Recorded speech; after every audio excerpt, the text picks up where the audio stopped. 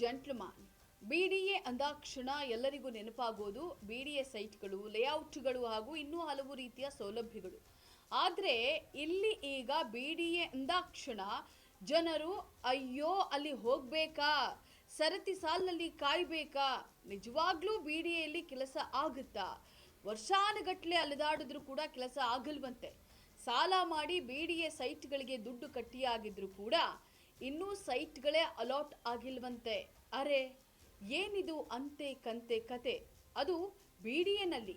ಬನ್ನಿ ಇದ್ರ ಬಗ್ಗೆ ಕಂಪ್ಲೀಟ್ ಡೀಟೇಲ್ಸ್ ಅನ್ನ ಕೊಡ್ತೀನಿ. ನೆಲ ಜಲ ಭಾಷೆಗಾಗಿ ಪ್ರಾಮಾಣಿಕ ಪತ್ರಿಕೋದ್ಯಮ. ನೀವು ನೋಡ್ತಾ ಇದ್ದೀರಾ ಫೋಕಸ್ ಟಿವಿ. ನಾನು ಪವಿತ್ರ. ಇಲ್ಲಿ ಮುಖ್ಯವಾದ ವಿಚಾರ ಏನಪ್ಪಾ ಅಂದ್ರೆ, ಸಾಮಾನ್ಯವಾಗಿ ಎಲ್ಲ ಕಡೆ ಸೈಟ್ಗಳನ್ನ ಖರೀದಿ ಮಾಡಬೇಕು ಅಂದ್ರೆ ಲೋನ್ ಫೆಸಿಲಿಟಿ ಇರುತ್ತೆ.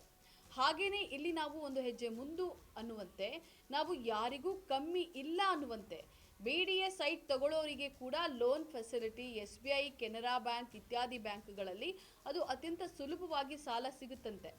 ಇನ್ನೇನ್ ಮಾಡ್ತಾರೆ ಪಾಪ, ಏನೋ ಸರ್ಕಾರದಿಂದ ಬಡವರಿಗೆ, ಮಧ್ಯಮ ವರ್ಗದವರಿಗೆ ಸೈಟ್ಗಳು ಸಿಗುತ್ತೆ ಅನ್ನೋಂಥ ಆಸೆಯಿಂದ ಸಾಲ ಮಾಡಿ ಸೈಟ್ ಮೇಲೆ ಹಾಕಿ, ಈಗ ಸೈಟ್ಗಳು ಇನ್ನು ನಮಗೆ ಸಿಕ್ಕಿಲ್ಲ, ದುಡ್ಡು ಕಟ್ಟಿದ್ದೇವೆ ಅಂತ ಹೇಳಿ ಅಳಲನ್ನ ತೋಡಿಕೊಂಡಿದ್ದಾರೆ. ಇನ್ನು ಏಜೆಂಟ್ಗಳ ಮುಖಾಂತರ ಹೋದ್ರೆ ಮಾತ್ರ ಅಲ್ಲಿ ಸ್ವಲ್ಪ ಕೆಲಸ ನಡೆಯುತ್ತಂತೆ. ಯಾಕಂದ್ರೆ ಅಧಿಕಾರಿಗಳ ಜೇಬು ತುಂಬಿಸೋಕೆ ಡೈರೆಕ್ಟ್ ಯಾರಾದ್ರೂ ಹೋದ್ರೆ ಫೈಲ್ ನೋಡಬೇಕು, 15 ದಿನ ಬಿಟ್ಟು ಬನ್ನಿ ಅಂತಾರಂತೆ. ಆ 15 ದಿನಗಳು 10 ವರ್ಷಗಳು ಕಳೆದ್ರೂ ಬಂದಿರಲ್ಲ ಅಂತಿದ್ದಾರೆ ಇಲ್ಲಿನ ಸಾರ್ವಜನಿಕರು. ನಮ್ಮ ತಾಯಿಗೆ 2005ನೇ ಇಸ್ವಿಯಲ್ಲಿ ಅಲಾಟ್ಮೆಂಟ್ ಆಗಿತ್ತು, ಎಲ್ಲಿ ಅರ್ಕಾವತಿ ಲೇಔಟ್ದಲ್ಲಿ. 2005ನೇ ಇಸ್ವಿ ಆದ ನಂತರ 2007ನೇ ಇಸ್ವಿಯಲ್ಲಿ ರಿಜಿಸ್ಟ್ರೇಷನ್ ಆಯಿತು.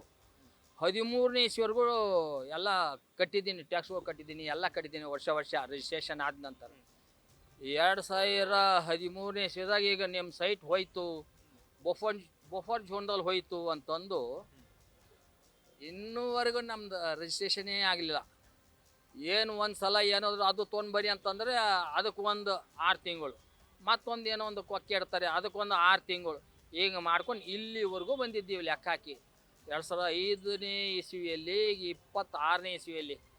ಇನ್ನು ಸೈಟ್ ಹಂಚಿಕೆ ವಿಚಾರದಲ್ಲಿ ಯಾವ ಕಾರಣಕ್ಕೆ ಮುಂದೂಡಲಾಗ್ತಾ ಇದೆ ಅನ್ನೋದನ್ನ ನೋಡೋದಾದ್ರೆ, ನೂರಾರು ಜಮೀನು ಮಾಲೀಕರು ಹೈಕೋರ್ಟ್ ಅಥವಾ ಸುಪ್ರೀಂ ಕೋರ್ಟ್ನಿಂದ ತಡೆಯಾಜ್ಞೆಯನ್ನ ತರೋದ್ರಿಂದ ಆ ನಿರ್ದಿಷ್ಟ ಜಾಗಗಳಲ್ಲಿ ಲೇಔಟ್ ಕಾಮಗಾರಿಗಳನ್ನ ಮುಂದುವರಿಸೋಕೆ ಬಿಡಿಎಗೆ ಸಾಧ್ಯವಾಗೋದಿಲ್ಲ ಅನ್ನೋದು ಒಂದು ಕಡೆ.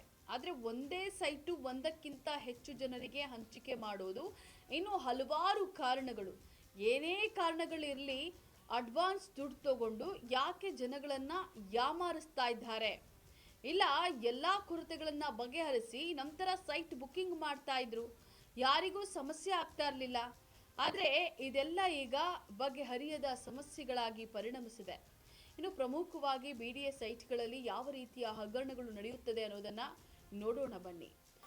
ಬಿಡಿಎಗೆ ಕಾಲ್ಫರ್ ಮಾಡಿದಾಗ ಅವರು ಅಲ್ಲಿ ನಾನು ಅಪ್ಲೈ ಮಾಡ್ತಾ ಬಂದಾಗ ಏನಾಗುತ್ತೆ ಅಂದರೆ ಪ್ರೊಸೆಸ್ಸು, ನಾವು ಫಸ್ಟ್ ಕಟ್ತೀವಿ ಅಮೌಂಟು, ಆಮೇಲೆ ಮತ್ತೆ ಅದು ಆಗಿಲ್ಲ ಅಂದರೆ ವಾಪಸ್ ಕೊಡ್ತಾರೆ.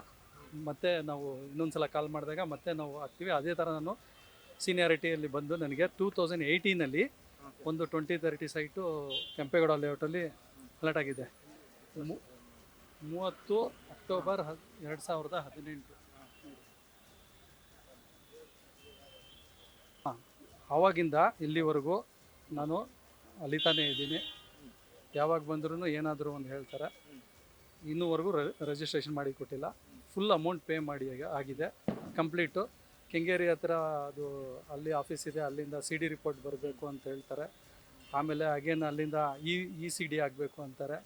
ಇಲ್ಲಿ ಬಂದರೆ ಫೈಲ್ ಸಿಗಲ್ಲ ಅಂತಾರೆ, ಮತ್ತೆ ಕಳೆದೋಗಿದೆ ಅಂತಾರೆ, ಮತ್ತೆ ಹುಡುಕ್ತಾರೆ. ಮತ್ತು ಇವಾಗ ಇಷ್ಟು ದಿವಸ DS1ನಲ್ಲಿತ್ತು, ಅಲ್ಲೇ ಎಲ್ಲರದ್ದು ರಿಜಿಸ್ಟ್ರೇಷನ್ ಆಗ್ತಾಯಿತ್ತು. ಈಗ ಬಂದರೆ DS1ನಲ್ಲಿ ಇಲ್ಲ, DS3 ಇದೆ ಅಂತ ಹೇಳ್ತಿದ್ದಾರೆ.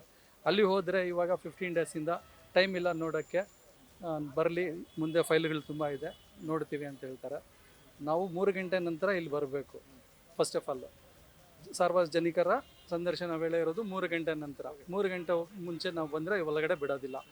3 ಗಂಟೆಗೆ ಇಲ್ಲಿ ಬಂದ ಮೇಲೆಯಿಂದ ಏನಾಗುತ್ತೆ ಅಂದರೆ, ಇವರು ಏನಾದರೂ ಒಂದು ನೆಪ ಹೇಳಿ ಟೈಮ್ ಇದು ಮಾಡ್ತಾ ಇರ್ತಾರೆ. 18ಇಂದ ಇಲ್ಲಿವರೆಗೂ ನನಗೆ ರಿಜಿಸ್ಟ್ರೇಷನ್ ಆಗಿಲ್ಲ. ಮೊದಲನೆಯದು, ಲೇಔಟ್ ನಿರ್ಮಾಣಕ್ಕಾಗಿ ಭೂಮಿ ಕಳೆದುಕೊಂಡಂತಹ ಸಂತ್ರಸ್ತರಿಗೆ ನೀಡಬೇಕಾದ ಬದಲಿ ಸೈಟ್ಗಳನ್ನು ನಕಲಿ ದಾಖಲೆಗಳನ್ನು ಸೃಷ್ಟಿಸಿ ಬೆಲೆ ಬಾಳುವಂತಹ ಕಮರ್ಷಿಯಲ್ ಅಥವಾ ಕಾರ್ನರ್ ಸೈಟ್ಗಳಿಗಾಗಿ ಪರಿವರ್ತಿಸಿ ಇನ್ನು ಪ್ರಭಾವಿಗಳಿಗೆ ಅಥವಾ ಬ್ರೋಕರ್ಗಳಿಗೆ ಮಂಜೂರು ಮಾಡೋದು. ಎರಡನೆಯದು, ಒಂದೇ ಸೈಟ್ಗೆ 2 ಅಥವಾ 3 ನಕಲಿ ಕ್ರಯಪತ್ರ, ಸೇಲ್ ಡೀಡ್ ಮತ್ತು ಖಾತಾವನ್ನು ಸೃಷ್ಟಿಸಿಕೊಡೋದು. ಮೂಲ ಮಾಲೀಕರಿಗೆ ತಿಳಿಯದಂತೆ ಸೈಟ್ಗಳನ್ನು ಬೇರೆಯವರ ಹೆಸರಿಗೆ ವರ್ಗಾಯಿಸೋದು. ಬಿಡಿಎ ಕಚೇರಿಗಳಲ್ಲಿ ಸಾಮಾನ್ಯ ಜನರಿಗೆ ನೇರವಾಗಿ ಕೆಲಸ ಆಗೋದು ಕಷ್ಟಕರವಾಗಿದ್ದು, ಬ್ರೋಕರ್ಗಳ ಮೂಲಕ ಫೈಲ್ಗಳನ್ನು ಮುನ್ನಡೆಸಲು ಮತ್ತು ಸೈಟ್ ಮಂಜೂರಾತಿಗೆ ಲಕ್ಷಾಂತರ ರೂಪಾಯಿ ಲಂಚದ ಬೇಡಿಕೆಯನ್ನ ಇಡೋದು. ಮಾರುಕಟ್ಟೆಯಲ್ಲಿ ಕೋಟ್ಯಾಂತರ ರೂಪಾಯಿ ಬೆಲೆ ಬಾಳುವಂತಹ ಮೂಲೆ ಸೈಟ್ಗಳನ್ನು ಅಂದರೆ ಬ್ಯಾಕ್ ಡೇಟ್ ನಮೂದುಗಳ ಮೂಲಕ ಅಥವಾ ಈ ಹರಾಜು ಪ್ರಕ್ರಿಯೆಯನ್ನ ಮ್ಯಾನಿಪುಲೇಟ್ ಮಾಡಿ ಕಡಿಮೆ ಬೆಲೆಗೆ ಪ್ರಭಾವಿಗಳಿಗೆ ಮಾರಾಟ ಮಾಡೋದು. ಭೂಸ್ವಾಧೀನದ ಸಂದರ್ಭದಲ್ಲಿ ಮೂಲ ರೈತರಿಗೆ ಬರಬೇಕಾದಂತಹ ಪರಿಹಾರವನ್ನ ತಡ ಮಾಡೋದು ಅಥವಾ ಅದಕ್ಕಾಗಿ ಕಮಿಷನ್ ಪಡೆಯೋದು, ಹಾಗೆ ಇನ್ನೂ ಹಲವು ಇವೆ. ಇನ್ನು ಇದನ್ನೆಲ್ಲ ಗಮನದಲ್ಲಿಟ್ಟುಕೊಂಡು ಬಿಡಿಎ ಕಚೇರಿಗಳ ಮೇಲೆ ಲೋಕಾಯುಕ್ತ ಪೊಲೀಸರು ಹಲವಾರು ಬಾರಿ ದಿಢೀರ್ ದಾಳಿಯನ್ನು ನಡೆಸಿ ಕೋಟ್ಯಾಂತರ ರೂಪಾಯಿ ಮೌಲ್ಯದ ನಕಲಿ ದಾಖಲೆಗಳು, ಪತ್ತೆಯಾಗದ ಫೈಲ್ಗಳು ಮತ್ತು ಅಕ್ರಮ ಹಣವನ್ನು ವಶಪಡಿಸಿಕೊಂಡಿದ್ದಾರೆ. ಕರ್ನಾಟಕ ಹೈಕೋರ್ಟ್ ಮತ್ತು ಸುಪ್ರೀಂ ಕೋರ್ಟ್ ಹಲವು ಬಾರಿ ಬಿಡಿಎ ಕಾರ್ಯವೈಖರಿಯನ್ನ ತೀವ್ರವಾಗಿ ತರಾಟೆಗೆ ತೆಗೆದುಕೊಂಡಿದೆ. ಆದರೂ ಕೂಡ ಏನೂ ಪ್ರಯೋಜನವಾಗಿಲ್ಲ.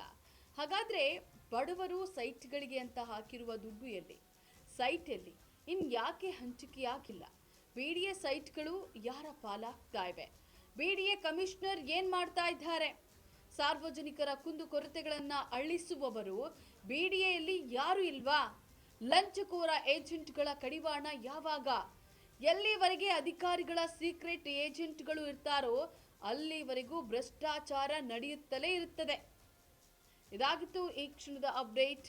ನೆಲ ಜಲ ಭಾಷೆಗಾಗಿ ನೋಡ್ತಾ ಇರಿ ಫೋಕಸ್ ಟಿವಿ.